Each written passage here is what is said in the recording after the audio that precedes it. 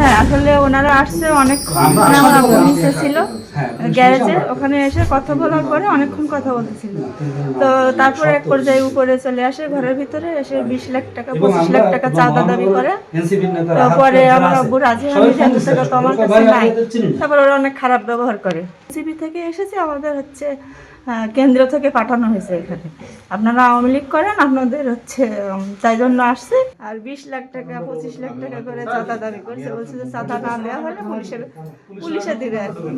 এরকম ভয় দেখাচ্ছে, বিভিন্ন রকম হুমকি।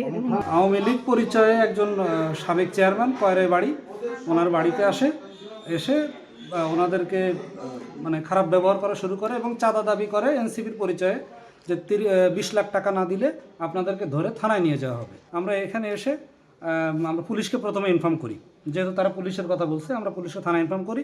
পুলিশ আসার পরে আমরা একসাথে উপরে উঠে দেখি তারা এখানে অবস্থান করছে। আর যে ব্যক্তিকে তারা করছে উনি খুবই অসুস্থ একজন মানুষ, উনি বিছানায় পড়ে আছে, তাকে মানসিকভাবে টর্চার করছে, এই ধরনের অভিযোগ ছিল। সেই প্রেক্ষাপটেই আর কি এই মুহূর্তে পুলিশ এসে এনসিপি পরিচয় দানকারী 3 জনকে থানায় নিয়ে গেছে। ফয়জুল্লাহ সাহেবের সাথে আমাদের কথা হলো, উনি এটা সম্পূর্ণ অস্বীকার করেছেন যে না, এই বিষয়ে উনি তেমন কিছু জানেন না। কল রেকর্ডটার বিষয়ে আমি এখনো অবগত না। খোঁজ আসছে যে ওনারা এখানে বাড়ি করে এখানে আছে। তো আমার কথা হচ্ছে যে স্বৈরাচারের দোষর 1-1.5 বছর হয়ে গেল, এখন পর্যন্ত সে কিভাবে এইভাবে সারাভাবে আছে। আমি তার কাছে জিজ্ঞাসা করছি যে আপনি কি কারোর সাথে কোনো লেনদেন করে এখানে আছেন কিনা। প্রধান সমন্বয়কারী ফয়জুল্লাহ ভাই, তাকে আমি জানাইছি যে ভাই এরকম এরকম একটা খবর পাইছি, আমি কি করবো, আমি কি ওখানে যাবো? আমাকে তৎক্ষণাৎ বলছে যে আচ্ছা ঠিক আছে।